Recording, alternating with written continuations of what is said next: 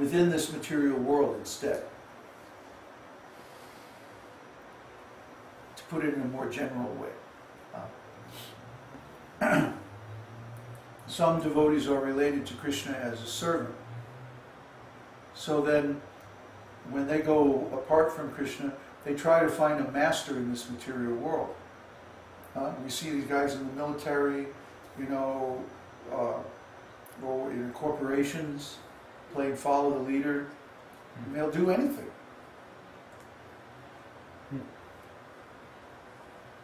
You see them in religious organizations, you know, doing sometimes really nonsense things on the plea of pleasing the leader, the master. And so they're trying to relish the same rasa of servitorship, but instead of in relation to Krishna, in relation to some human being in this material world.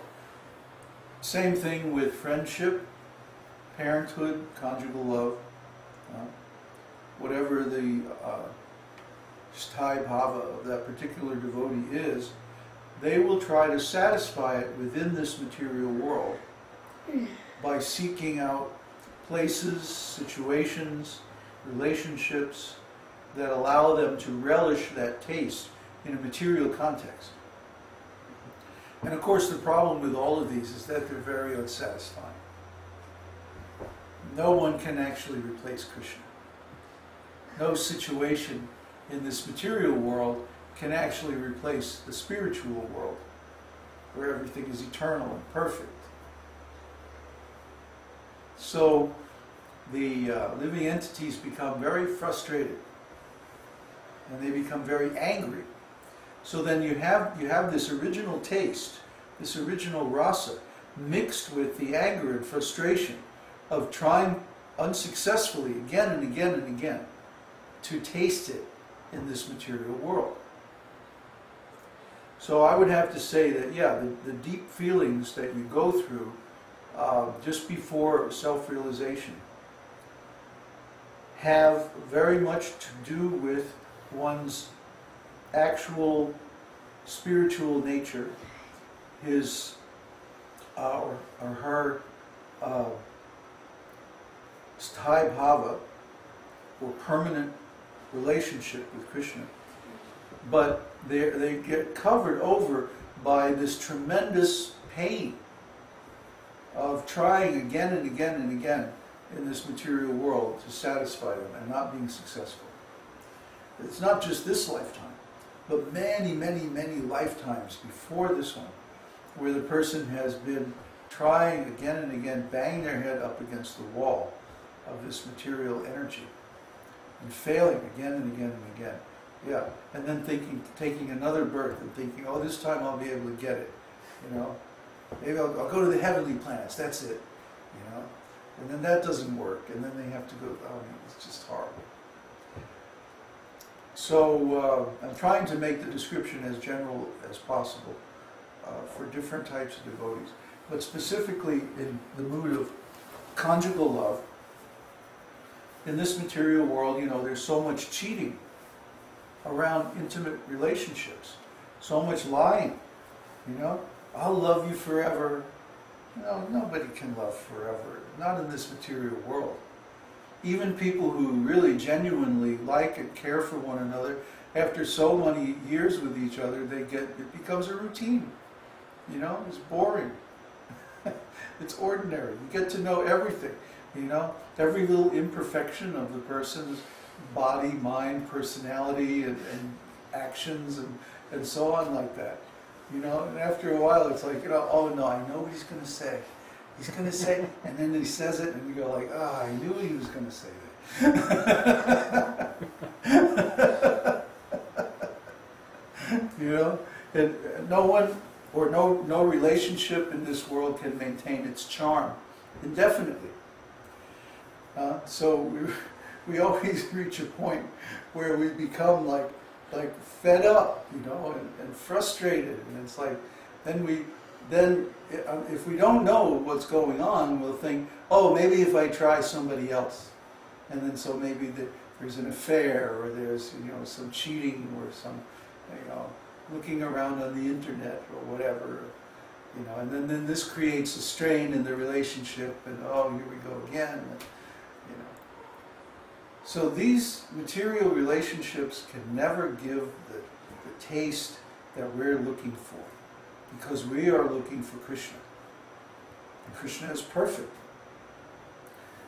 So when we finally realize this, this begins the healing process. But still, there's a lot of stuff that you have to go through because of past experiences. You know how the mind works. As soon as you come in contact with something that reminds you of a past painful experience, the mind will come up with the whole thing and then try to identify that with the present situation. You see? And the closer you get to Krishna, the more the mind will bring up all these past painful experiences and try to convince you that, oh, you're going to be cheated, oh, this is never going to work, oh, you're going to get hurt again, oh, it's going to be the same thing again and again. Because that's how the mind works. The mind works by association. So when you get in a situation where you're getting close to Krishna and you're starting to feel real affection for Krishna, real love for Krishna, then the mind will come up with all these, oh, remember the last time you got to this point and then it all fell apart and you got cheated and the same thing's going to happen again and then.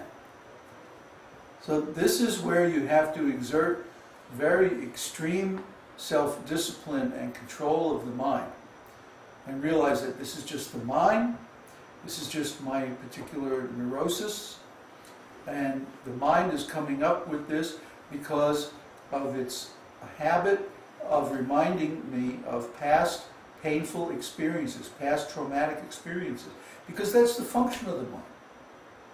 The mind is there to remind us that, hey, the last time you did this, remember you got hurt and this happened. And, you know, you fell off your bicycle and you got a big scrape and it hurt. You know, so don't do it this time.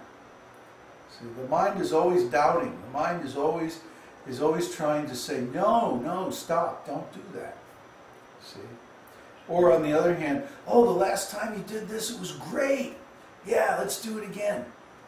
Right? So you get an addiction happening. So it's either positive feedback or negative feedback, but the mind is a feedback mechanism. So it takes our current experience and it compares it with these memories of the past, either pleasurable or painful, mostly painful, because most of our experience is painful in this world.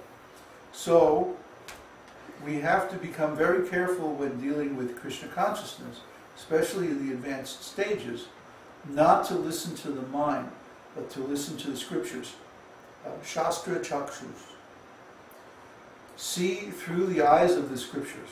And through the eyes of the scriptures, we can understand what's happening, is that as we advance in devotional service, so many of these previous experiences are going to come up, and we're going to have to defeat them.